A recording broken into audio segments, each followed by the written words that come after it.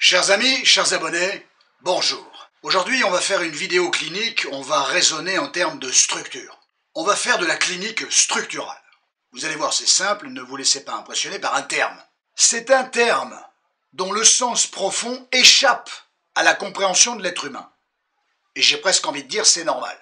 Et si cette vidéo peut participer effectivement à améliorer votre compréhension de ce qu'est une structure, c'est un plus, ce sera un plus considérable. La structure, c'est fondateur pour la vie psychique de l'être humain. Qu'est-ce qu'une structure? Et vous allez voir, après, on va se poser des questions sur qu'est-ce qu'on peut en faire. Parce qu'il y a quelque chose à faire. Sinon, je ne serais pas là à vous expliquer comment ça marche. La structure, il est capital pour l'intérêt de cette vidéo, l'intérêt de l'auditoire, et pour votre réflexion et votre compréhension, il est capital de définir ce qu'est une structure. Une structure, si on fait simple. Simple ne veut pas dire simpliste. La structure, c'est une logique de fonctionnement psychique. Une structure, c'est notre manière d'exister subjectivement. La structure, elle se constitue très tôt dans la vie. Elle n'est pas innée, non, elle est acquise. La structure. Qu'est-ce que c'est exactement la structure psychique? La structure, c'est une logique psychique interne. C'est pas une étiquette. Tu peux coller après une étiquette, mais c'est une structure psychique interne. Contrairement à ce que beaucoup de gens peuvent croire ou penser ou entendre, c'est pas une caractéristique. C'est pas un trait de caractère. C'est pas un comportement, la structure. C'est pas un style de communication, la structure. C'est beaucoup plus profond que ça. Une structure s'est organisée très tôt dans la vie psychique, psycho-organique de l'être humain. Cette structure, elle s'est organisée pour donner du sens dans notre rapport à la vie, dans notre rapport à la réalité, dans notre rapport au monde. La structure, c'est une forme de grille de lecture, en fait, si vous voulez. C'est notre capacité à interpréter la réalité telle qu'elle se déroule autour de nous. C'est elle qui nous permet de l'évaluer, de la juger, de la jauger, de la percevoir, de la constater, et a fortiori d'en faire quelque chose. Sans structure, tu n'as pas les outils pour affronter la réalité. Tout le monde a une structure. Un être humain ne peut pas être non structuré. La structure, elle sera ce qu'elle sera, mais à la limite, il y aura une structure. La structure, c'est la capacité à organiser son rapport aux autres, à son corps, au désir, au manque, à la loi, aux règles, à la hiérarchie, à la vie, à tout ce qui concerne la vie. Notre rapport à la vie, pas la vie pour la vie, non, notre rapport à la vie, mon rapport à moi à la vie, le rapport du mec qui passe dans la rue en ce moment, son rapport à la vie, le rapport du mec là, qui habite au-dessus, son rapport à lui à la vie, c'est ça la structure, ça agence ce rapport-là pour cette personne-là à la vie, à ce qui se passe autour de lui. C'est sa manière à lui d'exister subjectivement. Il n'y a pas de subjectivité possible sans structure. Je parle pas de souffrance, je parle pas de psychopathologie, je parle de structure. Une structure, c'est comme un système d'exploitation mentale. Assez inconscient, on est d'accord. Elle s'est mise en place dans les toutes premières années de l'existence du sujet de l'être humain. C'est la manière dont on a été confronté au bain du langage et surtout la manière dont on nous a parlé. Vous savez qu'on est parlé bien avant de naître, hein, on nous trouve un prénom, il y a le désir d'enfant de la part des parents, voilà, on est parlé, on parle de nous alors qu'on n'existe même pas. Et puis ensuite, t'es dans le ventre de la maman, voilà, t'es au chaud, t'es pas trop mal, et on parle de toi. On te parle, on te caresse, on t'explique, on te cherche un prénom, bref, on parle de toi. Et puis ensuite, t'arrives, voilà, tu adviens, le sujet advient. Eh bien là, on te parle, là, directement, tu comprends rien, mais tu vas finir au bout d'un certain nombre d'années par parler et tu vas être le premier à bredouiller papa, banane, maman, voilà, parce que on t'as entendu le dire. C'est la matrice de votre vie psychique. Voilà. Nous sommes structurés dans le rapport au langage et dans le rapport à la parole. Et au nom de cette structure et de votre rapport à la parole, vous allez agencer les silences, les interpréter, Voilà pourquoi c'est insupportable le silence radio et le ghosting, bien évidemment, parce que c'est pas interprétable, c'est difficile. Un être humain, il a besoin de parole. Voilà, ça le structure, ça organise sa propre pensée. S'il n'y a pas de parole, effectivement, c'est une pensée désorganisée. Le ghosting crée de la pensée désorganisée. C'est tout à fait intéressant, je referai une vidéo, tiens, là-dessus. Ça tourne, la structure, elle tourne en permanence, même quand tu fais dodo. D'abord, tu rêves, donc t'as vu, la structure, elle bosse bien. Tu vois ta pensée, tes paroles, tes comportements, tes ressentis, mais tu vois pas la structure. Personne ne raisonne en termes de structure. Enfin, personne. À part les psys, les structuralistes, parce que tous les psys ne sont pas structuralistes. Les lacaniens d'office le seront.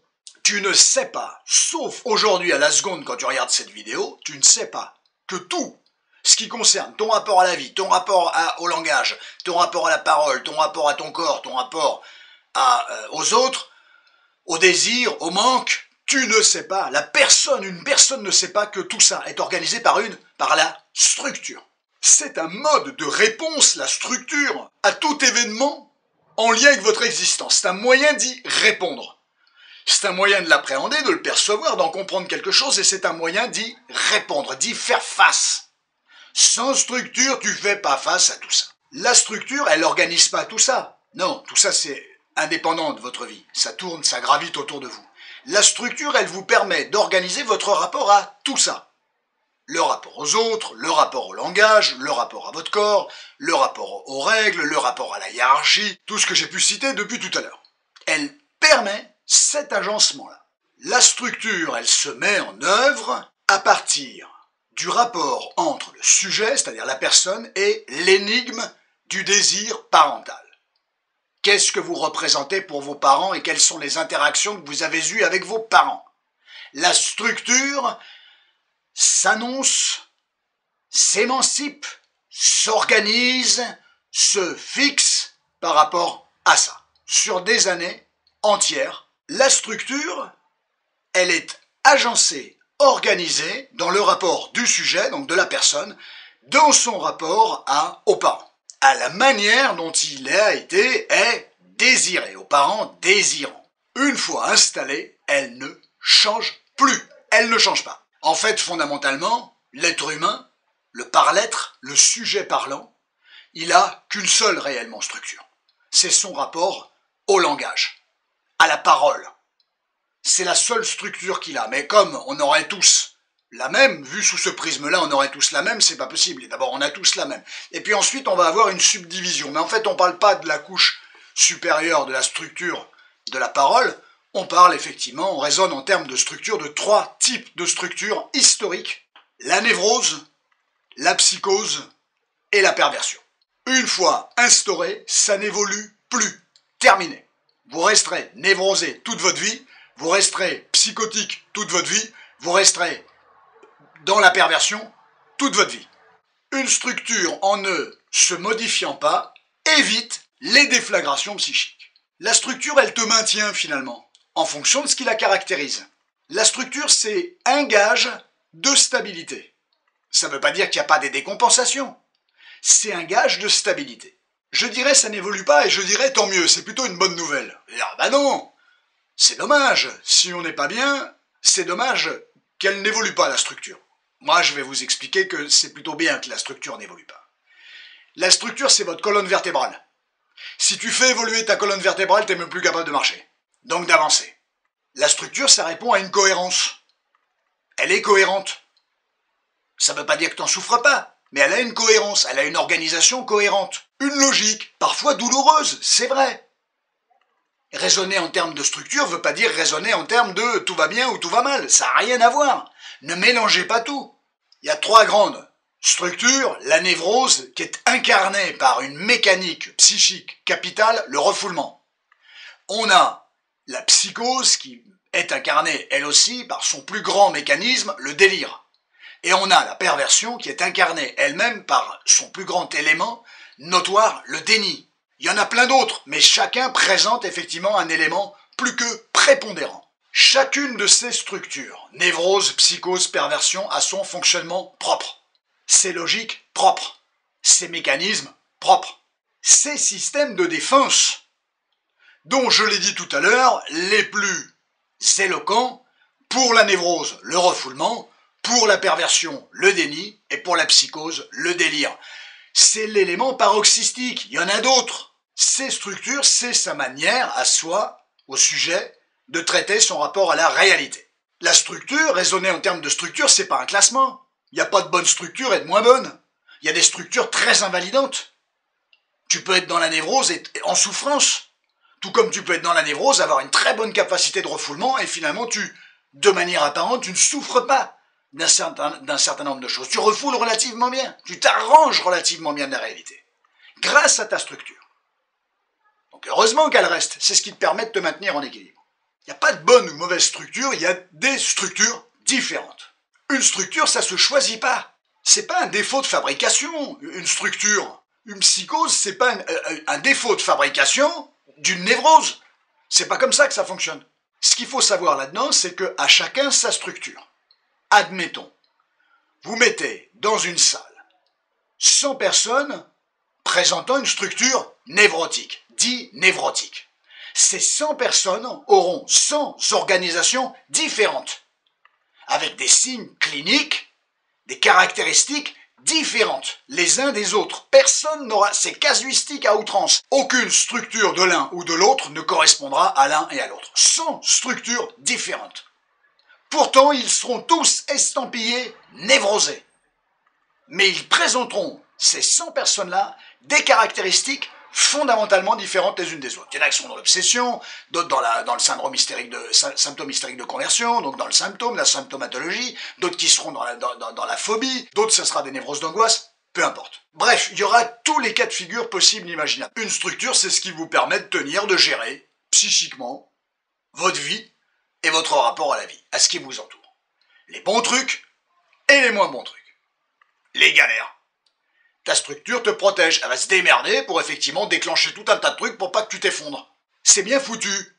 La structure, c'est les fondations d'une maison. Tu peux repeindre les murs, tu peux faire sauter une cloison, tu peux changer les meubles, tu peux refaire l'installation électrique, mais t'enlèveras pas, tu toucheras pas aux fondations.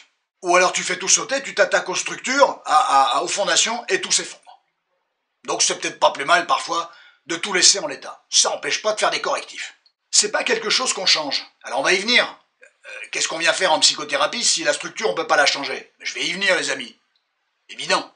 Alors pourquoi la thérapie si la structure ne change pas, n'évolue pas? À quoi bon par exemple faire une thérapie, se poser toutes les questions de la Terre si la structure n'évolue pas? Déjà vous venez de comprendre pourquoi c'était finalement une bonne chose que la structure n'évolue pas. C'était protecteur. C'est important que vous saisissiez ce genre de choses. Mes petits amis, vous qui êtes des esprits lucides et subtils, en psychothérapie, en thérapie quelle qu'elle soit, c'est pas la structure que tu viens changer. C'est ce qui est autour. C'est ce qu'elle organise. C'est tous les mécanismes, c'est toute l'artillerie qu'elle a effectivement à disposition pour faire en sorte que vous arriviez à gérer votre quotidien. Ou pas. C'est à ça qu'on s'attaque, pas à la structure. Elle bougera pas. On s'attaque aux symptômes, aux résistances. C'est la structure qui organise vos résistances. On s'attaque aux pensées obsédantes, on s'attaque aux peurs, on s'attaque aux évitements, à l'évitement, notamment pour la phobie, on s'attaque aux inhibitions, on s'attaque à votre trouble de confiance, à l'estime de soi, à une faiblesse d'estime de soi, à une peur d'être abandonné, on s'attaque à un trouble de confiance, on s'attaque à tout ça, pas à la structure. Tout ça, tous ces troubles-là ont été organisés par votre structure, mais c'est pas à ça qu'on touche. On peut pas toucher à la structure. On va toucher à effectivement tout ce que votre structure a organisé. C'est dommage que j'ai pas un tableau derrière moi, que je suis pas dans mon bureau, je suis dans mon cabinet, mais pas dans mon bureau. C'est dommage que j'ai pas un tableau pour vous montrer effectivement comment ça marche, pour que ça soit encore plus limpide. Là, c'est vraiment dommage que j'ai pas le tableau, je le ferai un jour, je sais pas quand on y reviendra avec ces histoires de structure. Faites-moi des commentaires, dites-moi ce que vous avez compris, je serai fou de joie. Et dites-moi ce que vous n'avez pas saisi, je serai fou de joie aussi, non pas que vous l'ayez pas saisi, mais que vous me transmettiez cette information-là, et ça me permettra d'affiner en quoi je vais vous permettre de visualiser, d'imaginariser ce que vous n'avez pas saisi pour que vous le compreniez mieux. La parole, c'est un excellent début, mais effectivement, la démonstration écrite en est un formidable prolongement. Sa structure, et notamment en psychothérapie, on apprend à la repérer.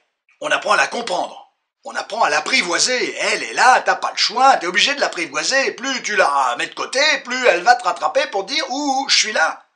Va falloir faire avec moi, mon grand ou ma grande. Et parfois même ta structure, faudra la traverser. Parce que le mieux-être, il est de l'autre côté. Il est de l'autre côté du champ, t'es obligé de traverser le champ. On agit sur le système de défense. On agit sur ce qu'organise la structure quand on fait un travail thérapeutique sur soi. Les systèmes de défense, ils sont pas toujours bons, ce sont pas toujours les meilleurs. C'est ce que votre structure a trouvé pour effectivement vous permettre de lutter contre la réalité compliquée.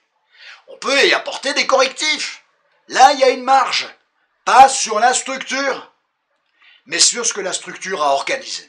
C'est-à-dire le système de défense, il n'est pas le même d'un névrosé à quelqu'un qui est dans la perversion et à quelqu'un qui est dans la psychose. Il n'est pas le même. C'est pas les mêmes mécanismes psychiques. On peut faire évoluer les représentations des choses. Le rapport à soi, le rapport aux autres, il y a tant et tant de choses à faire. Les modalités de jouissance, tout ça on peut le voir, on peut le regarder, on peut le corriger, on peut y apporter des correctifs, une compréhension plus élaborée, assouplir les rigidités, repérer les mécanismes, y apporter des correctifs, mais avec cette histoire, non pas de structure, mais de ce qu'elle organise, de ce qui la caractérise, la structure. À chacun sa structure. In fine, travaillez sur tout ça, donc pas sur la structure, vous avez compris. Sur ce qu'elle met en œuvre, sur ce qu'elle enclenche, sur ce qu'elle organise, sur ses fragilités, sur ses complications. Vous devenez plus libre, plus autonome, moins dans la peur, meilleur esprit de décision, meilleure confiance en vous, meilleure estime de soi, meilleure capacité à vous positionner, meilleure capacité à formuler les choses, à ne pas être dans l'équivoque, à ne pas subir. Une meilleure conciliation avec sa structure. Apprivoiser, conciliation, il faut composer avec sa structure. T'as pas le choix. Donner du sens à tout ça, et effectivement, il y a une meilleure capacité de conciliation possible.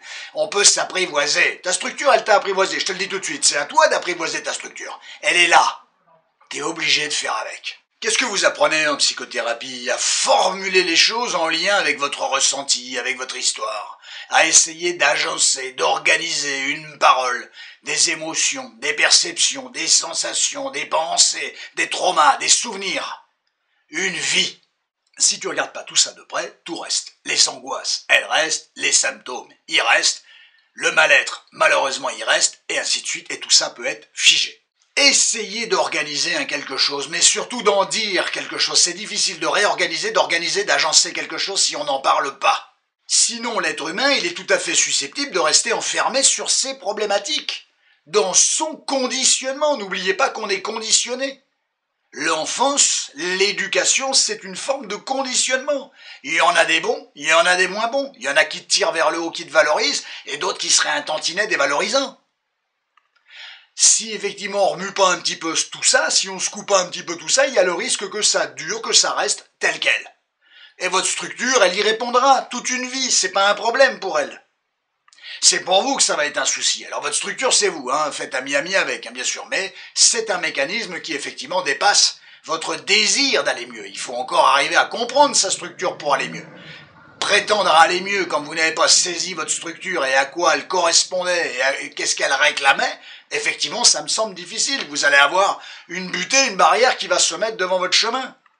Vous allez sentir qu'il y a une barrière, que vous êtes bloqué, mais à la limite, vous ne saurez pas à quoi elle correspond. C'est une image métaphorique, j'ai pas de tableau, il faut bien que je vous trouve des mots qui fassent effet, usage de métaphores. Je fais un schéma avec le verbe, en fait, si vous voulez. Ma plume, c'est ma parole, voilà. La psychothérapie, c'est votre capacité à vous positionner par rapport à votre problématique, par rapport aux autres. C'est votre capacité à ne plus subir. C'est votre capacité à être plus acteur de votre existence. C'est votre capacité à stopper certains processus qui n'étaient pas bons pour vous. C'est effectivement lutter contre des personnes qui pourraient être un tantinet toxique. C'est tout ça la psychothérapie. Et c'est pas, je repère, je mets une étiquette, je claque 2 doigts, c'est réglé, en voiture Simone. Il faudrait qu'on y revienne sur cette expression en voiture Simone. Parce que c'était une grande dame, cette Simone, cette fameuse Simone, en 1929, qui est l'une des premières dames à avoir eu son permis de conduire. Bonjour à toutes les Simones d'ailleurs. Donc, le travail thérapeutique n'est pas une modification de la structure. Travailler sur tout ça, c'est travailler sur votre responsabilité, le sens de la responsabilité, assumer les choses. Ô combien c'est important ça, assumer les choses. Les bonnes et les moins bonnes. Je dirais même assumer les moins bonnes choses vous grandit forcément.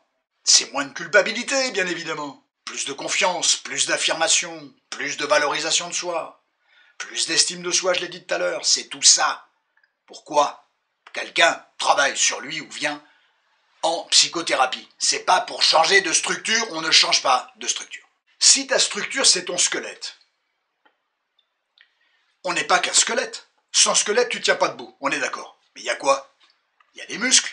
Quand tu vas chez le kiné ou chez l'ostéopathe, tu vas pas que pour les os, l'ossature. Tu peux y aller pour les muscles, les tendons. Tant et tant de choses qui caractérisent le corps humain. Le psy, si vous voulez, c'est le kiné de la vie psychique. Tes os, tu les gardes. Tu les changes pas. Tu vas pas chez le kiné, il te prend un os, il te le retire. T'es pas une mécanique, t'es pas une bagnole. Tu vas chez le machin, t'as qui te change ton carburateur, c'est réglé. Me parlez pas de bagnole, j'y connais rien. Mais voilà, change tes bougies, il te change 2-3 trucs, il te change la batterie. Nous, on peut pas changer de batterie. On rajoute pas de prothèse. Le psy, c'est pas le prothésiste de ta vie psychique. Non. Le psy, c'est pas un prothésiste, c'est le kinésithérapeute de ta vie psychique. Il réarticule quelque chose, comme le kiné pourrait le faire ou l'ostéopathe. Je salue d'ailleurs tous mes collègues professionnels de la santé, ostéopathes et kinés. J'espère vous avoir intéressé. Prenez tous un immense soin de vous. À très bientôt, chers amis.